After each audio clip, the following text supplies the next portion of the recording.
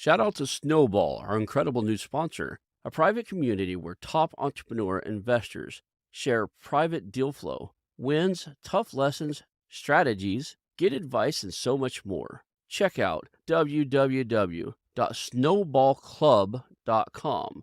Let's grow together with Snowball.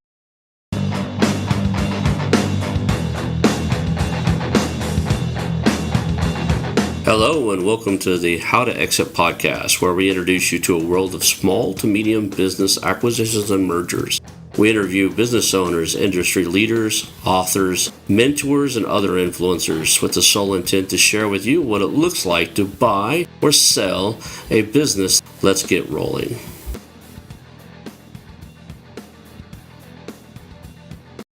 And now a moment for our sponsors. I want to highly recommend you get Acquisition Aficionado magazine. Every month, Acquisition Aficionado magazine brings you tactics for business buying and selling you won't find anywhere else. Learn firsthand from industry leaders who share their success stories, featuring in-depth interviews and stories from leading figures in the business acquisition industry. This multi-platform mobile magazine speaks to acquisition entrepreneurs wherever they are in the journey. And I want you to visit acquisitionaficionado.com today. Hello and welcome to the How to Exit podcast. Today I'm here with Brandon Knowlden, and we are going to talk about his recent acquisition and maybe his exit there. I don't know what you can talk about on that one, but we're just going to share some stuff that you've done here recently and how your strategy is a little different than others. So let's just start off with your origin story. Tell me a little bit about kind of how you got into this space. It sounds like you've been an entrepreneur most of your life, like me. Kind of what got you into the entrepreneurial world and what got you into buying a company. Yeah, so it's kind of an interesting story. So my first job at the age of 13 was in my dad's manufacturing business in Detroit. I grew up in North Detroit, Michigan. I was born in Salt Lake City, bounced around the country a little bit, but then landed in Detroit. And I don't know, I think that like with my dad, he just always worked in an angle in a really positive way, but he was a chemical engineer by trade. He worked at General Motors and a bunch of different suppliers for the big three. But he just, it's like we growing up, we lived on 5 acres and our house was on the front acre. And he realized that there was a corner lot that 5 neighbors went all the way down to. And so, just in his spare time, he just went and petitioned the other neighbors and said, "Hey, let's get this rezoned. Let's cut the back 3 acres off of everybody's property. Let's get that rezoned and let's go to a developer and sell it." And so he was able to just, in his free time, just put together a deal worth about $500,000 in the early '90s that benefited every one of our neighbors. And he started his own business. He ended up choosing to let that fail because we have 5 kids in my family, big family, and it was single income. So after like 3 or 4 years of that, he folded that and went back to work. But the kind of beautiful kind of phoenix rising from the ashes story was really left an impression on me and my brothers. So my brother Tim has a welding service in Detroit. My brother John, he started a landscaping service that we converted into a tree company that then he exited last year. Helped him a little bit with that, but that was mostly on his own. And then now we just started a decking company. And when I say we, it's his company, but with my background in advertising, I did all the branding for him. So fast forward a little bit, after the age of 13, I went to school in Pittsburgh for graphic design. I spent 10 years in the advertising industry. I was doing TV commercials and strategy and stuff like that for Porsche, Panera Bread, Corona beer, stuff like that. And I just got sick of making things that cost $1 million but lasted 30 seconds. And so I kind of flipped that on the script 10 years ago and started making things that cost $30 and last a million years, ostensibly with creating things out of wood. And so that company I ran for 10 years and just exited that about a month ago, December of 2023. That's awesome. So you were doing like you had a wood manufacturing facility of some sort? Like Yeah, you so made like it started. wooden objects? What do you guys make? So we started out making well, it was custom furniture, but it was like kind of feast or famine. And it was like if you were making, you weren't selling, and if you were selling, you weren't making, just because of the size organization we were. And one of the things that I witnessed with my dad and my brother, because he started his businesses before I started mine, was I kind of refer to it as fishing from the middle of the river. if you're standing in the middle of the river and the white water comes, you're going to get swept away. And so, like my brother, for instance, he worked 60 hours a week for 10 years. And it just was one of those things where, like, I watched my dad get burnt out. I watched my brother get burnt out. And so I really wanted to make something that I could get out of the way of. And when I started with custom furniture, that wasn't the case. And so very quickly we developed a product line. Housewares is kind of the industry definition of it, but it's picture frames, key racks, nothing too exciting. We would do lobbies. We would do, like, we got a job for a school that was a $30,000-$40,000 table job, some fun stuff. But for the most part, the bread and butter, the stuff that paid the meal, was really relatively boring stuff. We had some novel solutions that kind of got us a little bit of press coverage and things like that. We were on CNBC, met Marcus Lemonis, stuff like that. But for the most part, yeah, it's a 9,000 square foot facility here in Chicago called Well Made. Oh, interesting. Cool. It's funny is we have some similarities for what you're doing now. Is an area I want to work in and I've been working on. And I grew up. My father had a woodworking shop more than anything. It was a hobby, and then I developed the same knack. So right before we moved here, I had a small woodworking shop, probably 50 foot by 50 foot. It wasn't huge, and I did all the woodwork inside of like our tiny home. We have live oak bar and Oh, countertops wow. and that red oak. I guess it's red cedar or whatever, but it's kind of a reddish core in the middle of it in the grain, and the outsides are whiter. So we do live edge. I did both the bar, the kitchen bar, my wife's hobby table. But all I did is put a live oak edge on a Singer sewing base and finish it out really nice. And then this tiny home had no handrails or anything like that for safety for the lofts. And I have kids, Oh, wow. so I used 4x4 raw posts from the same red cedar, and then the live oak tabletops, and made uh, basically guardrails up there and corrugated tin, like old rusty corrugated barn tin. So made those for that. But I've made all kinds of stuff inside of my little shop. But when we moved here, when I sold that house, I sold it to a house flipper who flips houses all the time. I said, "Look, for an extra few grand, I'll just give you my wood shop because I can't take any of this stuff anyway." And he flips houses, so all my air nailers and planers and table saws, and like my table saws were not portable; they were the big commercial 220, 14-inch blades. So I had the big toys. Yeah, that stuff is really fun. And what's funny is, like, my dad, before he got into, like, this is before I was born, but before he got into chemical engineering, he framed houses in college.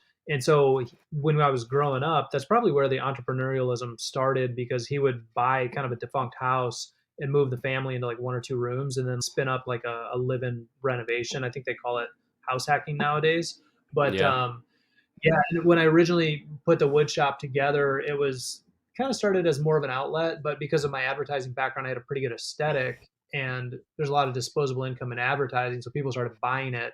And then my original goal was to just kind of have a side hustle with equipment as nice as my dad's shop, because he was in Detroit and I just was never able to get home to use that shop. And then within Hmm. a couple of years, my shop was significantly nicer than his, and so I'm kind of coming emotionally to terms with the fact that I had a very very nice wood shop, and it's not mine anymore. It kind of sucks.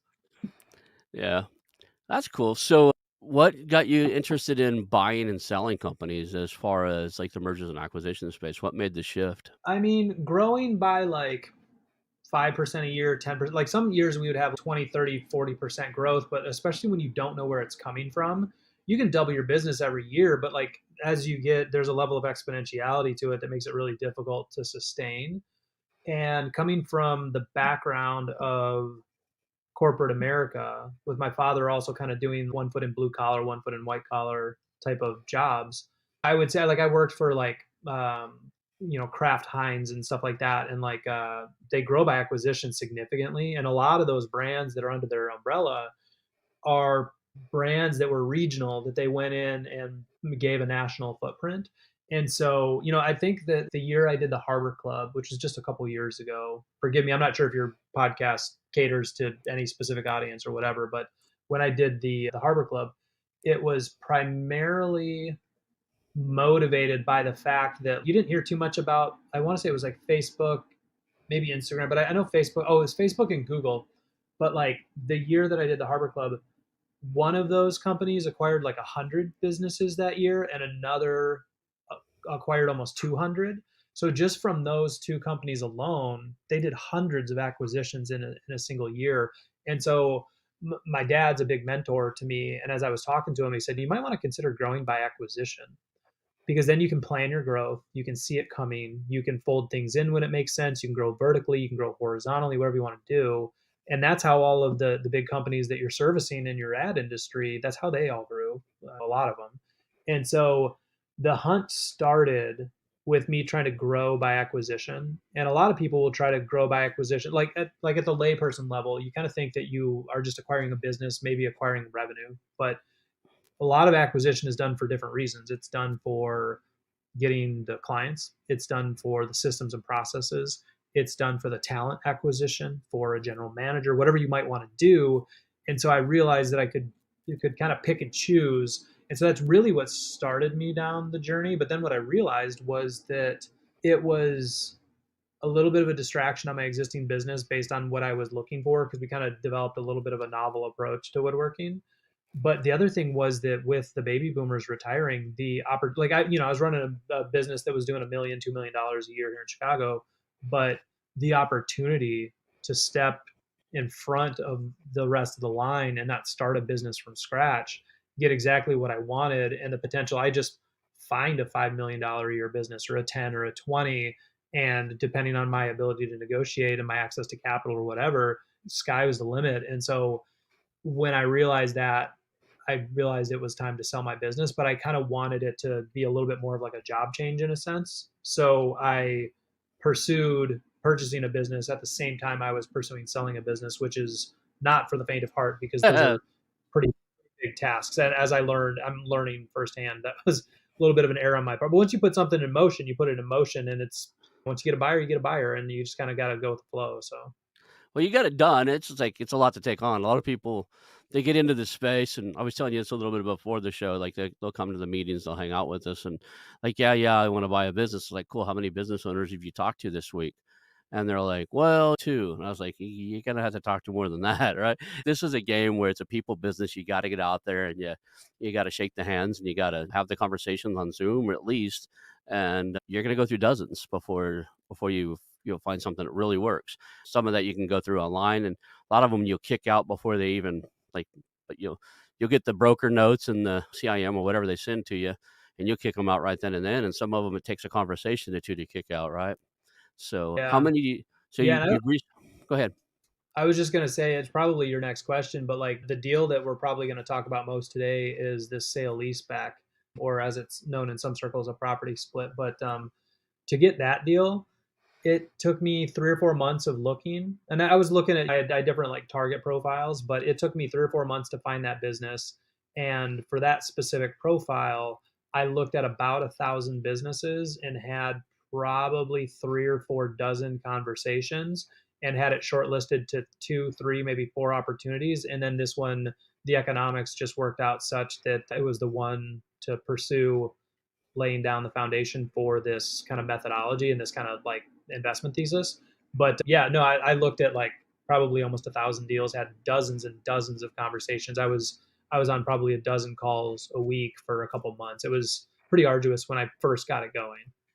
Yeah, and a lot of people don't get that. This is a numbers game, right? It just is. You got to get out there. You got to talk to people. Not everybody you talk to, most people you talk to is not going to be a right fit for you, and a lot of them, you're not going to be a right fit for them. And then, but if you talk to enough, you're going to find the right fit. Where did you first hear about property split or sell leaseback? Where did that concept come and kind of hit your radar and make it something you wanted to look into and figure out? Yeah, so we know each other through an M&A group called the Harbor Club, and I was Hmm. first introduced to the proposition of this structure in the Harbor Club. They call it the property split, because what you're doing is, because it's an M&A group, you're finding a business that owns real estate and you're splitting off the property. So that was where I first got turned on to it. And the little untold secret within that community is that the rest of the world does not call a property split a property split. The colloquial term, the industry term, is a sale leaseback. And so once I found that, then it began to open the floodgates on seeing what the ability for me to like self-educate and find the right people to build a team and stuff like that once I kind of like learned a little bit more like the vernacular.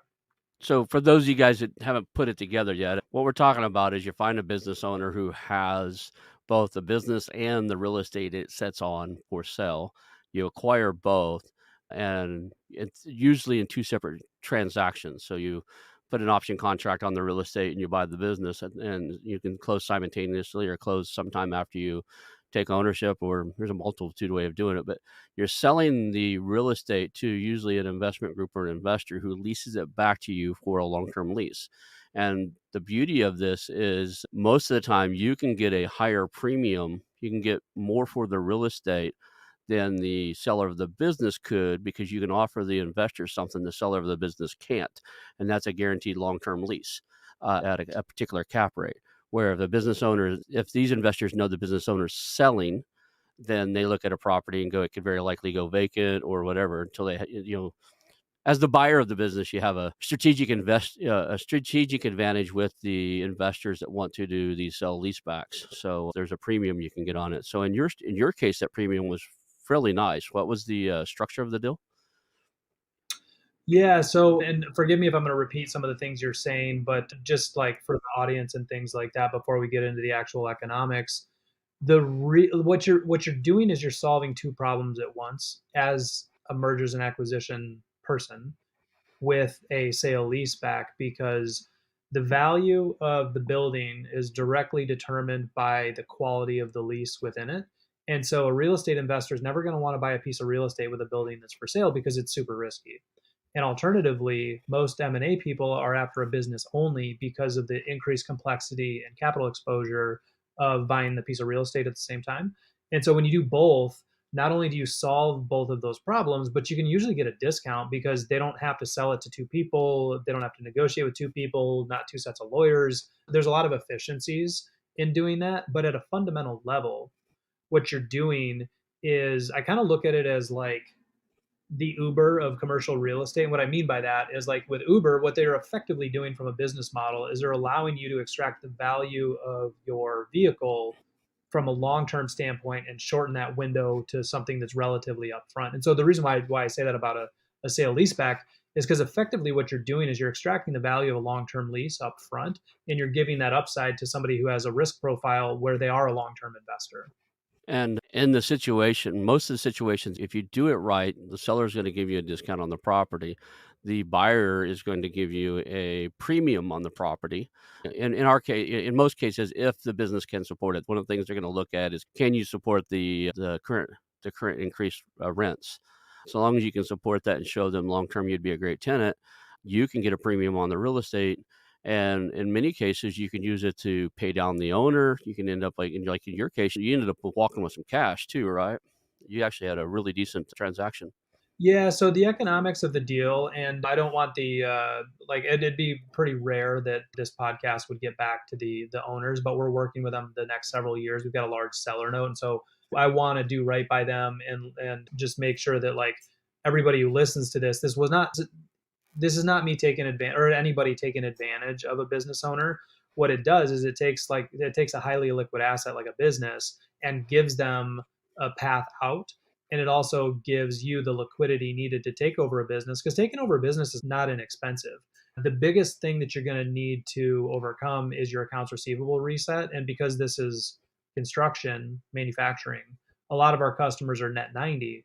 And so, unless you negotiate it as part of the offer, what happens when the owner walks away with the bank accounts and the accounts receivable, and then you take over, and let's say you pay $1 million for the business or whatever it is, but you have a run rate of $150,000 a month, and you're going to be almost a $500,000 in debt before money starts walking back in the door. So tell us about the company you bought. It's in the wood business still, right? You're making, I think if I'm right, it's cabinetry. Did I get Yeah, that so right? it's custom cabinetry. It's custom cabinetry, which again, like I was saying, I was trying to grow by acquisition, and what it did was they do case goods are basically cabinetry. It's referred to as like the carcass or the case. So they do case work, and we were launching a line of vinyl record players in my business in Chicago, and so we were looking for somebody that basically we could buy a cabinet shop that could do those for us. And then their business ended up being much more commercial and much more dynamic than kind of what we were doing, and we were in like, it sounds nuanced, but my business was solid wood production and they're engineered materials like plywood and stuff like that and melamine Mhm. and stuff. So it just ended up being quite a bit different than what I thought it was going to be for like growth by acquisition. But to answer your question, it's a custom cabinet shop. They're doing about $2.5 million a year, 15 employees and 18,000 square feet of manufacturing space. And then the goal here is that's gonna be one of your cornerstones to a roll-up strategy. You're gonna buy other, c construction-related businesses, or is it gonna be other cabinet shops, or what's the future acquisitions look like?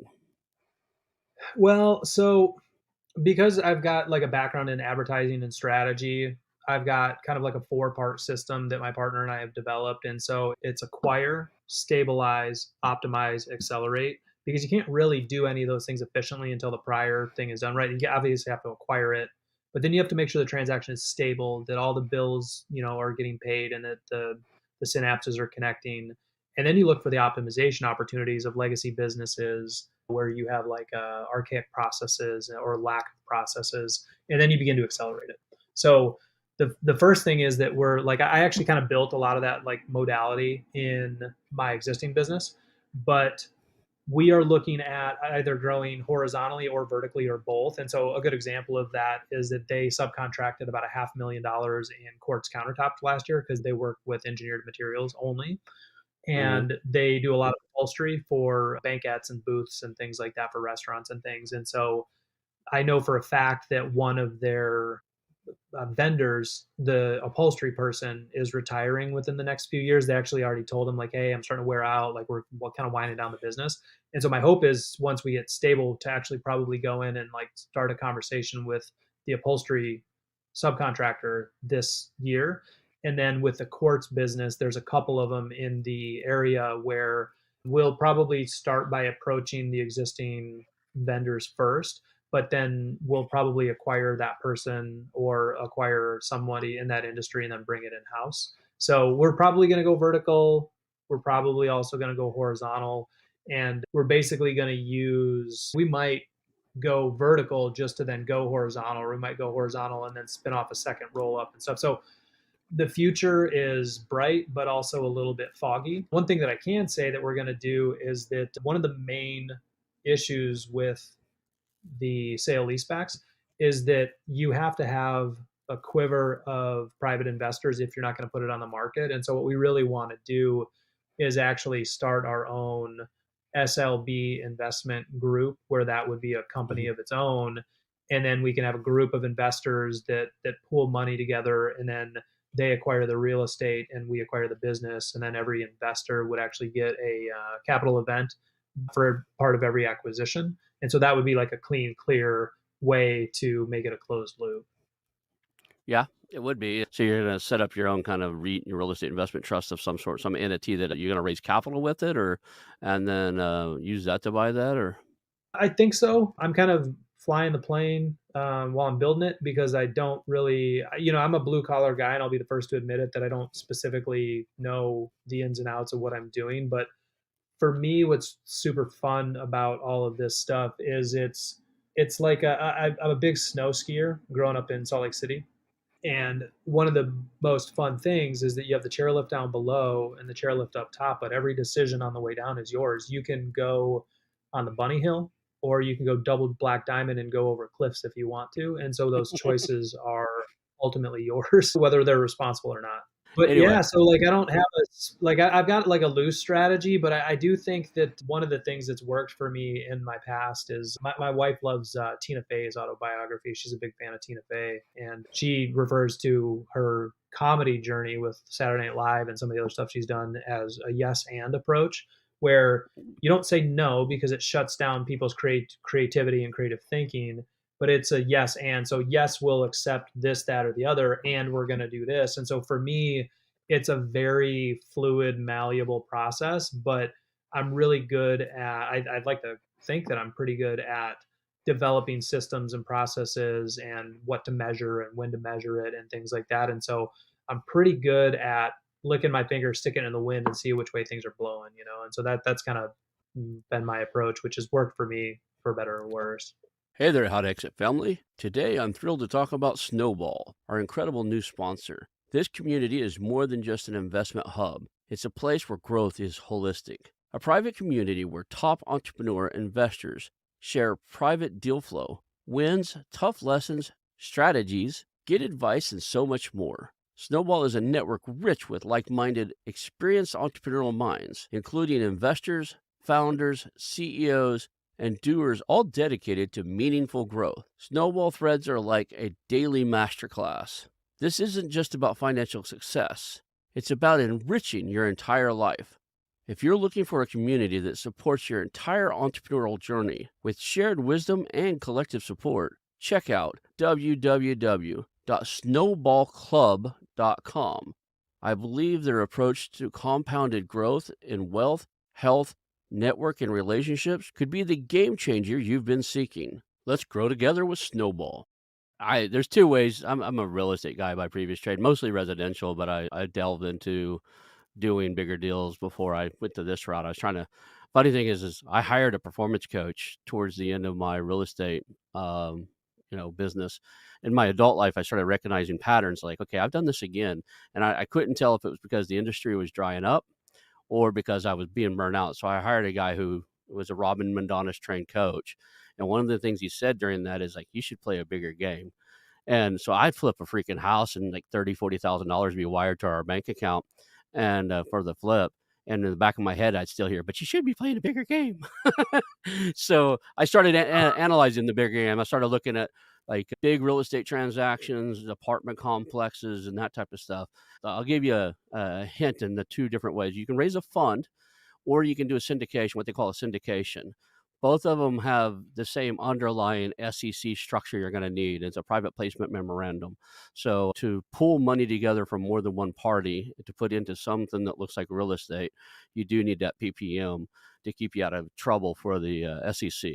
So that's the one thing I'll give you feedback there. And you could probably pull it off with some form of syndication where you syndicate a group of investments for a holding co and do that. But the fund structure would give you more levy into what you did with the money. You just have to set in your private placement memorandum and in the fund, you'd have a set of rules that you shared with the investors. As long as you live by them, you could do it. And the cool thing for you and me and anybody else doing this is most of those private equity companies, when they raise their money, one of their bylaws inside of private equity says they don't own real estate. They won't hold the real estate. They're not in the real estate game. So they actually, when they buy a company, a lot of them can't buy the real estate because of the bylaws that they put underneath their capital structure they use to raise the money to start with. So a lot of them can't hold real estate. I'm really interested in kind of there's another thing you said. I listened to your interview on that Harbor Club. A lot of the guys on the show. I've taken Roland Fraser's course. I've taken Jeremy Harver's. I've interviewed all the gurus to kind of solidify my skill set in the early stages. I did a few of the courses. Inside of that realm there, the communities are great. That's one of the things you're going to get out of those, like those different courses of the communities. But what they don't share with you inside of that is like, I don't think either one of them has like a structure for your PPM, right? Like, here's what you're going to need to do if you're going to raise money from multiple places and stuff. Most of those guys are trying to teach you how to do everything on a shoestring. There are plenty of avenues where you can almost get it done from a single source, family offices and that type of stuff. You could just start, you've got the tenacity you need, right? Yeah, I could already tell by what you went through to get what you got done now. If you decided you lined up another one and you wanted to raise a single thing, you could start calling family offices and that deal with real estate. A lot of those family offices, they hold real estate.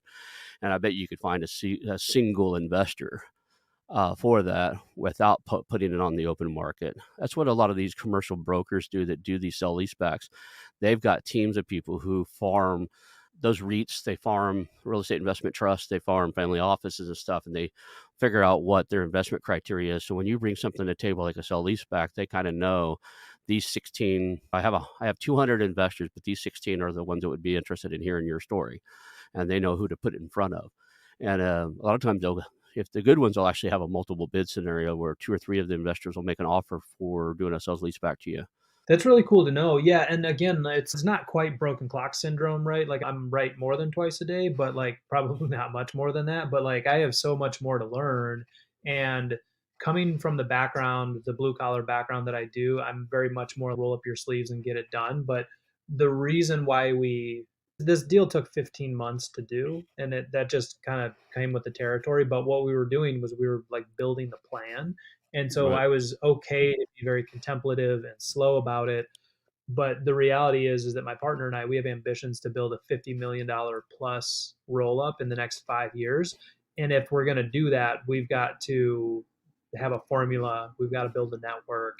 And so what's fun is that when everybody has ideas, but when you're able to execute on those ideas and see the returns that you forecasted, I feel like the first time you do that, it starts to get on people's radar that maybe you were speaking with of like, oh, these guys are kind of serious. And then the second time you do it, it forms a pattern, right? And so what I'm hoping is that we can get into this business, realize some efficiencies, properly take control, work ourselves out of the day to day, and then maybe make a couple of acquisitions regarding some of their, go a little bit more vertical integration, and then prove that model and then go to these people. But yeah, I have a lot to learn, and I'll definitely have to catch up on a lot of these other podcasts that you've recorded with some of these other experts because I'm just a monkey with a wrench over here, just trying to turn screws. So One of the things I don't want to skip over, and I heard you talk about it, and you did an interview on the private network of the Harbor Club with Jeremy Harbor, and you were talking about some of the ways that you approach the conversation of seller finance with the sellers and the advantages for them. And you said some stuff. I don't know if I just like the first time I had heard it or the first time I'd heard it presented the way you do. But what are some of the ways that you approach the concept of why a seller should seller finance part of the deal to you? yeah, so that's a really good question, and it's definitely a bespoke solution that has to be engineered for a specific deal. But like some of the things that I've done in the past with some of these deals, you just have to. The first thing is that you need to understand that money is not always the most valuable thing to people. It's oftentimes their time or expertise or like I can't tell you how many businesses I've looked at where they had the money to do the thing that they wanted. It was just dropping out of the bottom of the bucket because they weren't paying attention. It's like literally this business that I just acquired earlier today. I had a meeting with our general manager. They're spending an average of $3,000. Well, so an average of $250 a month on 5 gallon water jugs for the break area, and it's the middle of January, and they spent $170 this month on water. In the summer, they spent $500 a month, and a reverse osmosis system is $300, and it's $50 in filters every 6 months. And I said, we can save ourselves $2,000 or $3,000 a year by just ordering this thing and sticking it in the tap or whatever, and then they're paying the employees every week, and we're going to switch to 2 weeks. There's another $3,000 or $4,000 in admin time I'm going to save every year, and another $2,000 in payroll processing. So I just took a look at the situation with fresh eyes, and I'm going to save us $6,000 to $8,000 this year alone on stuff that I just observed, like walking the floor. So when it comes to seller financing, to kind of answer your question, some of the mechanisms that I've come up with, they've really been born from listening to the problems the seller might have. And so an example of that is that, and again, this is all just everybody needs to know that this needs to be run by an attorney or a tax professional. This is not legal advice. This is just an M&A guy out here swinging for the fences, but a lot of the stuff lands. And so one of the things that's worked well for us, for example, is if somebody wants you to put a large amount down or they don't want to hold seller financing or some of the things like that. One of the things that's caught traction with my audience has been most sellers are in their 60s, at least their 50s, but usually their 60s. And in the United States, the 401k max this year is $22,500. So this particular business has a husband and wife, and they're early 60s. So you take the 22.5, then you take a $5,500 catch-up contribution, and then because they're high earners, we can also work out something like a backdoor Roth, or there's some other solutions out there. But what you do is you say, okay, so what we're going to do is we're actually going to lower the amount down.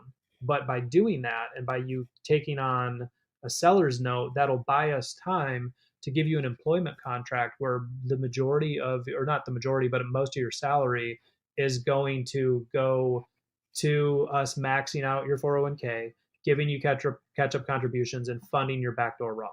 And maybe once they take over, they can't. There's income limitations to the backdoor Roth. But anyways, point being is between the husband and wife, over a 5-year seller note, we were able to design a plan for them that was going to be something to the tune of 250 or $300,000 tax free, because we were just going to shovel it into their retirement program. And so the reality was that they wanted a huge chunk up front, and we said, well, if we do that, you're going to just give a third of it to the government. So if you're going to launder your money through the government, awesome, fine. But let me propose a strategy where if you guys trust me to run this business, then I can give you some mechanisms that will either be very tax avoidant, or we can actually turn things that don't generate any income for you right now into a cash producing asset. So the second thing that I might want to share is one of the reasons why I focused on manufacturing businesses is because they typically have large capital assets, large investments in capital assets. So like you go to a machine shop and they might have a $300,000 turret lathe or something like that, right? So they're going to have like a lot of equipment that's been fully depreciated sitting on the floor.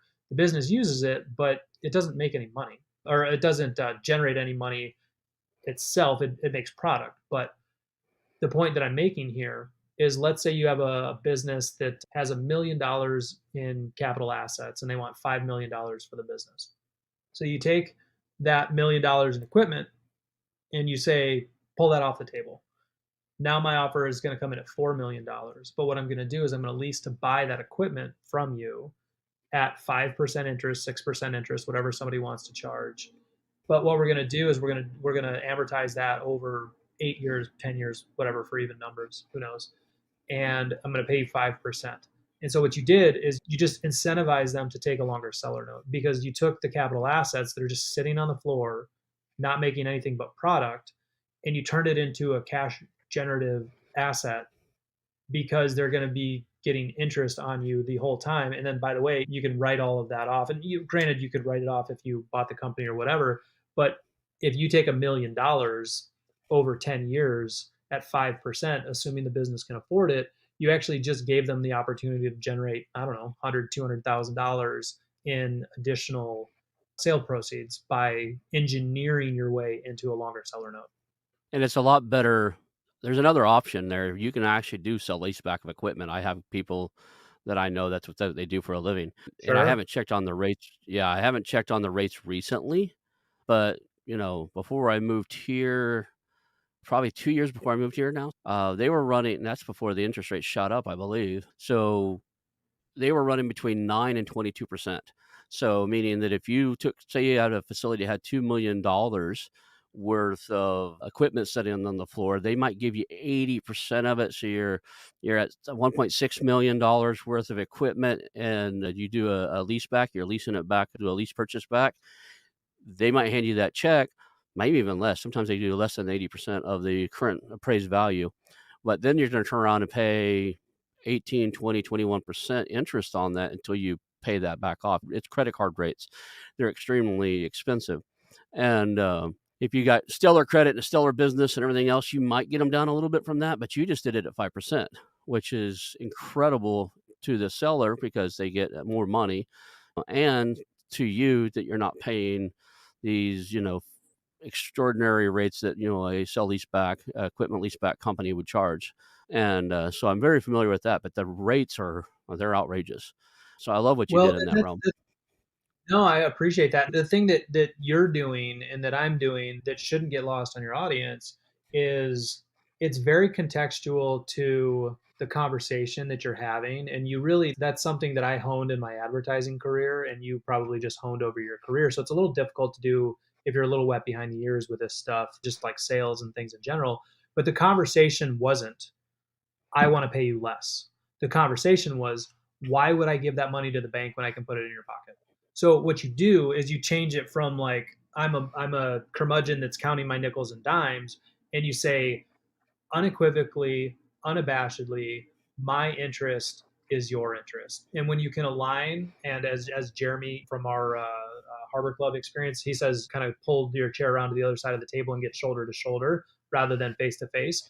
If you can see them on that level and you can prove it, then I think that that's where you really make those breakthroughs. Because a lot of the stuff we're talking about, you kind of have to peel back the onion a little bit. And there's probably some private equity guys or some like investment bankers or somebody that's going to listen to this podcast. And I don't mean to like paint with a wide brush and just say that everybody's the same, but I can't tell you how many people that I've spoken to outside the Harbor Club and some of the less traditional M&A routes, more like private equity and search funders and stuff like that, that when I talk to them, they say that they will put in an LOI without, they'll read the CIM, they'll never have a rapport conversation, they'll never have a site visit before like throwing out an LOI. They'll throw out a dozen LOIs a month knowing that they're only going to buy one and they're potentially tying this guy. So like there's the other thing that we're doing here is we're taking a very human approach where the majority or a lot of private equity folks or family office people, and again, like I said, I don't intentionally mean to paint with a wide brush, but they don't have a very human approach. It's very spreadsheet, it's very analytical, it's very much about the numbers. And at the end of the day, half of our GDP, I think, is the number, maybe even a little bit more, maybe a little less, is produced from small businesses. There's like 30 million small businesses in the United States. And whether or not you look down on a guy who runs a plumbing business, if he employs 50 people and is doing $10 million a year, that's a very legitimate business. And so the first thing you're going to do to destroy his trust is talk to him like he doesn't know what he's doing and that your spreadsheet is smarter than his 30 years of business experience. So I just want to back the conversation up again, or just for a second, and just mention that like all of these conversations are very catered, they're very tailored. Sometimes you just have to hold people's hands and make them feel heard because as a business owner yourself, how long have you run businesses for, Ron? I am 52 in 3 weeks. I did my first business basically mowing lawns, and I'm like, we had two people mowing with me or for me. We were doing dozens and dozens of them when I was, I think, 12. I got told I was too young to work for my father. I literally pushed a push mower 5 miles into town because we lived out in the country. So I've been doing it for a long That's time. so. First of all, happy birthday soon. Second, my first business was, I think I was 16 years old. And I only mention this because the statute of limitations, I'm sure, is gone. But this is all pre 9/11, all that crap. But my first business, my nickname in high school was Golden Knowlden because my IDs were. I made fake IDs. I made, let's just say, quite a bit. But my first business was making fake IDs, and I made them for a lot of people. And so yeah, I guess the reason why I'm saying that, and like the lawn mowing business and fake IDs and all that stuff aside, you don't have to know what it's like to own a business, to buy a business, but it sure does help. And the highs are incredibly high, and the lows are so lonely. When it's Thursday night at 2 in the morning and payroll is due tomorrow, and you need $10,000 or your people aren't going to eat, that is a very lonely place to be. And a lot of people think that, like, oh, you have a wife, you have a girlfriend, you can talk it through with them. They can be kind of your emotional support animal. But the reality is that the people we love most are the people that we don't want to expose to that. And so there's a tendency with business owners to not talk about things. And so half of what I've seen on these calls, when you get past the introduction call, like people are doing a lot of intro calls, whatever, half of what my calls are is a therapy session to let the owner talk about the stuff that his employees can't hear because it's going to scare them to death, that their husband or wife can't hear because they're going to get freaked out and tell them to go get a 9 to 5. And so if you can understand that, you can get somebody to sell you their business or give you a few points on the interest or say I'll take a little bit of a haircut on that. I mean, I was just in a conversation with a true up with a business that we bought, and they had like $30,000 in equipment that they had bought between the time we made the offer and when we closed. And I said, "Hey, look, this is a net tangible assets adjustment, and we actually don't want to pay for the labor associated with installing these machines. And we don't think we should have to pay for sales tax because we bought all of your furniture, fixtures, and equipment. We didn't have to pay for that," which they could have very easily made an argument that, like, yeah, but it's rolled in and whatever. But because I had a strong rapport with them, they said, well, you pay for the labor, but we'll give you the sales tax. Boom, save $3,000 just because I had a rapport with them and because I understood where they were coming from. And so it's extremely underestimated the value of rapport building. And part of what we did with this acquisition in the Northeast was to spend a few months building rapport with them and then having them trust us. I keep saying that. We were actually working on a book that was titled "Not Two Sides," basically report, and it's about, this isn't a numbers game. This isn't it's not you versus them. It's not really a negotiation as much or a poker game. A lot of people enter in these mergers and acquisition deals. They think it's a poker game where they got to put on their poker face and bluff their way through these deals, and it's not. It's a relationship. You've got to build rapport. You've got to get not just rapport with the owner, but by the time you close, you better have rapport with some of the senior staff and or build it quickly. Then you need a rapport with the bottom line employees. I actually can tell you, I stopped short of closing on a business because the business, it was a small business, 25 employees. The business owner said, "Hey, I want you to meet every employee before you close." And so I went on one-on-one sessions and he couldn't make them all. And those employees told me things that he should have told me. They really did. And by the time we got through Yeah, with all the conversations, I had to go back to him and go, "Hey, I learned a lot through that. I talked to everybody. I appreciate things. There's some things we got to fix before we move forward." How do I put this? Because I might have said their name in one of the other previous shows. Got to be careful. So there were some things that are regulation for HR and stuff that they weren't doing. Uh, and there's different regulations if you're under 50 employees and over 50 employees, but there's certain things you still have to do. And he would let it last for a long time, like workers' comp and all kinds of stuff. And an OSHA regulated manufacturing facility wouldn't have workers' comp insurance for 6 months here and there. And we'd have to, take people to the hospital and pay cash and try to, like, there was just things going on that he didn't tell me. oh man, And that's a huge liability. And that should have showed up and we had a heart to heart because I was like, look, if you will falsify that in your document, because I looked at my due diligence documents, so I said, if you'll falsify that in my due diligence documents, you'll falsify anything, I can't move forward with you.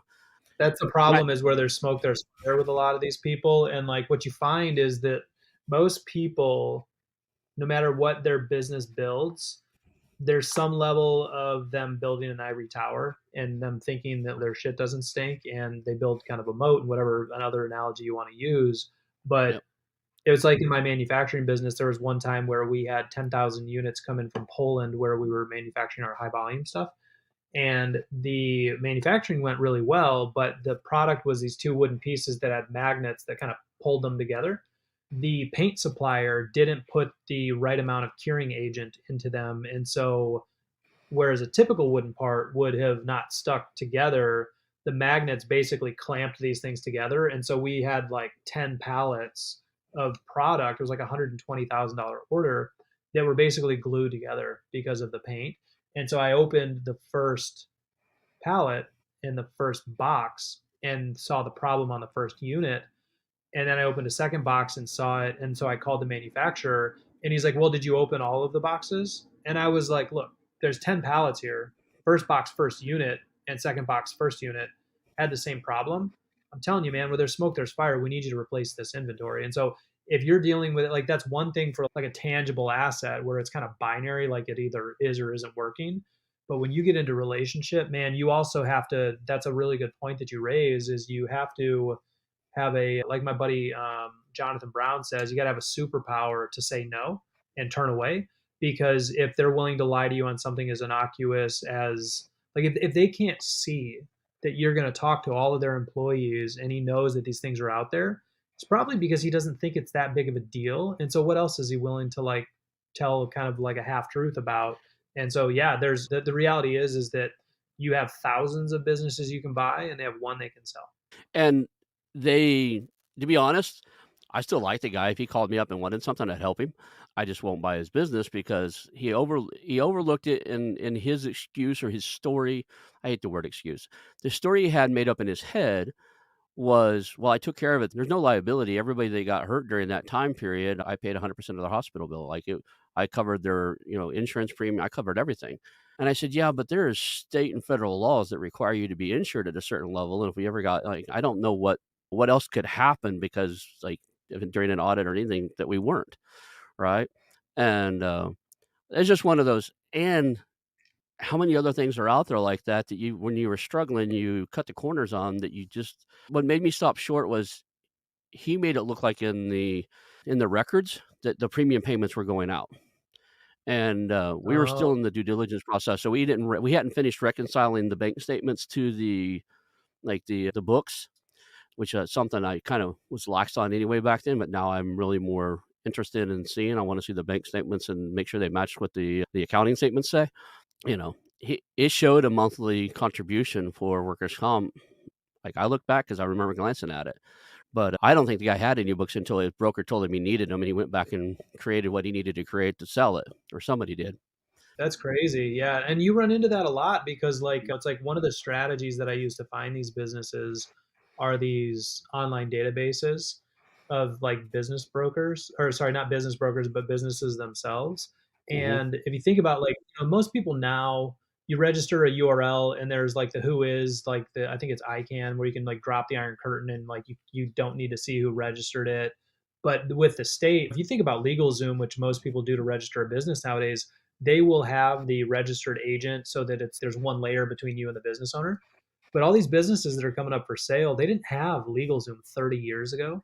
And so you have a lot of people that's just a little limerick about how you can find these people. But like a lot of these people, they designed systems and processes decades ago. And if it ain't broke, don't fix it. And so you'll find a lot of people that, this business we bought up in the Northeast, they do $2.5 million a year and they had no inventory management for the whole history of the company. They literally just knew that more money came out than went in, and they were profitable.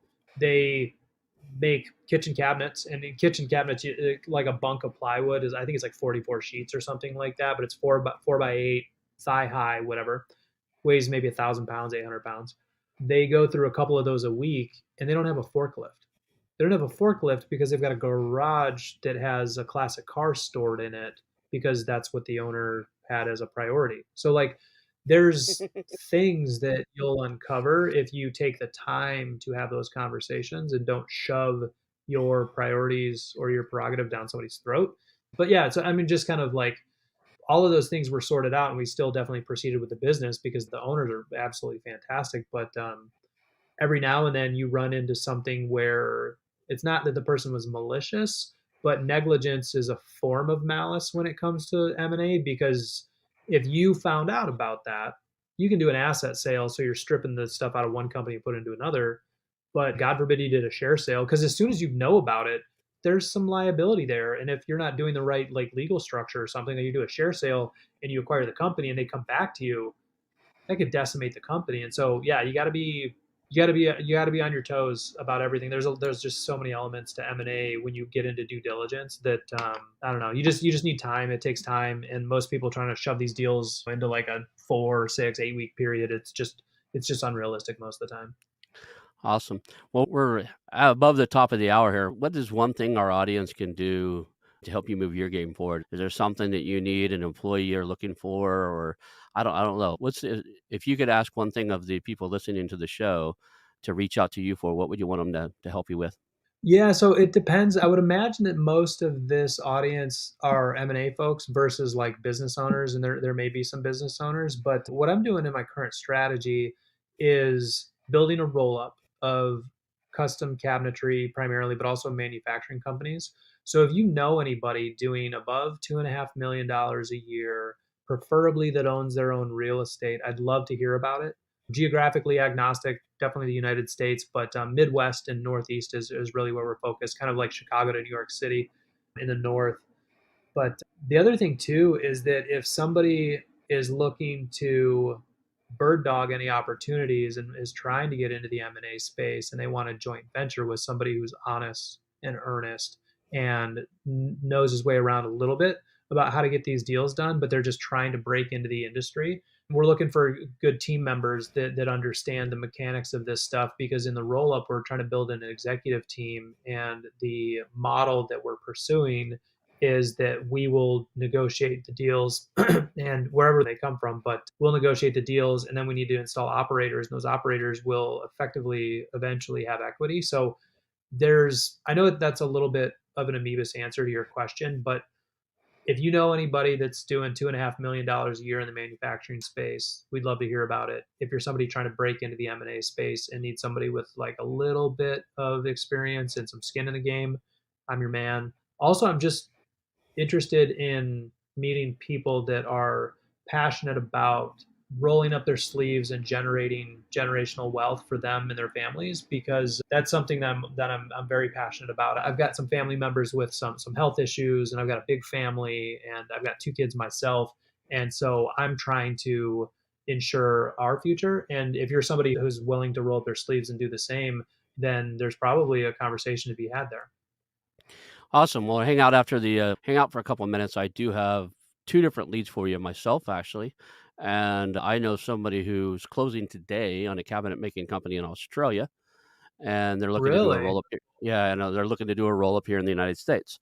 So they're in the cabinet making space. So they're in the same space. So you guys might be able to team up and figure out ways to share deals that don't fit.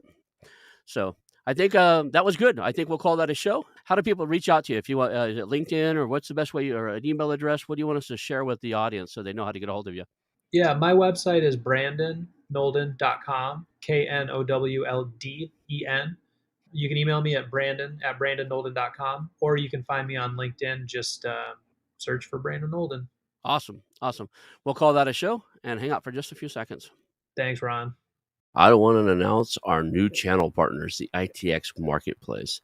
Since 1998, ITX has created $5 billion in value by selling more than 225 IT businesses in 20 countries. ITX works exclusively with IT-enabled businesses generating between 5 million and 30 million who are ready to be sold, and M&A decision makers who are ready to buy.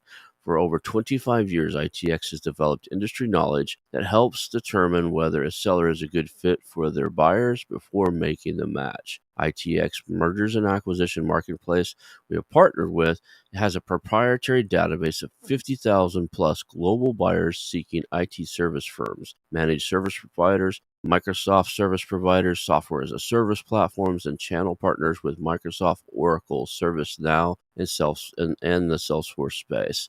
If you have an IT-enabled business you're ready to sell, I want you to visit the itexchangenet.com/marketplace. How to exit. That link will be in the show notes. Visit them now.